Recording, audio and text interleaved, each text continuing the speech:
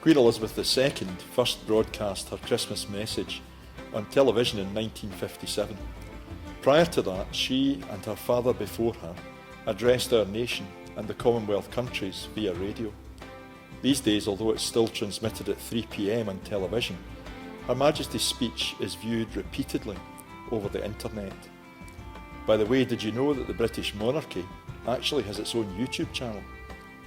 That got me wondering, what would King Jesus say to our world in a Christmas broadcast? Matthew chapter 25 seems like a good place to start. When the Son of Man comes in his glory, and all the angels with him, he will sit on his glorious throne. All the nations will be gathered before him, and he will separate the people one from another, as a shepherd separates the sheep from the goats. He will put the sheep on his right, and the goats on his left.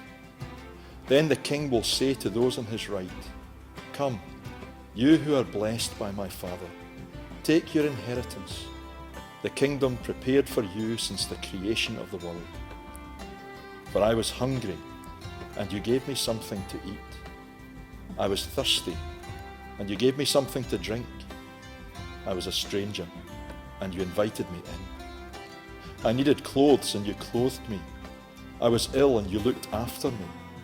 I was in prison, and you came to visit me." And then the righteous will answer him, "Lord, when did we see you hungry and feed you, or thirsty and give you something to drink? When did we see you a stranger and invite you in, or needing clothes and clothe you? When did we see you ill or in prison and go to visit you?" The king will reply, "Truly I tell you, whatever you did for one of the least of these brothers and sisters of mine, you did for me." As we once more celebrate the birth at Bethlehem of that King, King Jesus, I wonder, what are we doing to fulfill his vision of a kingdom where needs are met and all people are valued? Often people accuse Christians of being so heavenly minded that they're no earthly use. It's a real shame, because I believe if you take a closer look at what the church is doing every day in Christ's name, you will come across some super examples of his love in action. Over the past year, we in Dale St Andrew's Church have made excellent progress with our befriending project. We don't have a high profile like the new telephone service called Silverline, which was launched recently by Esther Ranson. But we're still making a positive difference in the lives of elderly, isolated people.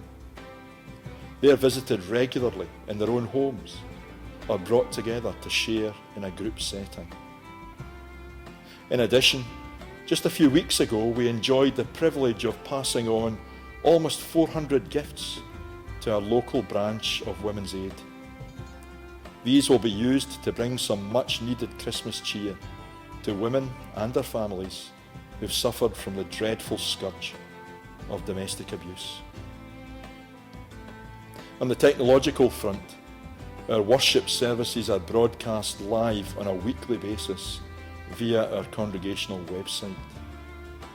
That might seem pretty run-of-the-mill to you these days, but it's the folk we're reaching and serving that make it such an outstanding example. And we're trying to fulfill the command of King Jesus in doing so. Parents of sick children, people undergoing medical treatment, folk who are advanced in years, can't get out of the house, believers who are under pressure in countries where the regime is antagonistic towards Christianity. We've received messages from individuals who come into each one of these categories. They're grateful to us for the service that we provide in streaming worship to the internet. And our latest addition to this list is a category of people often forgotten about, folk who are deaf. Regularly, we now try to use British Sign Language to interpret various parts of what we've filmed.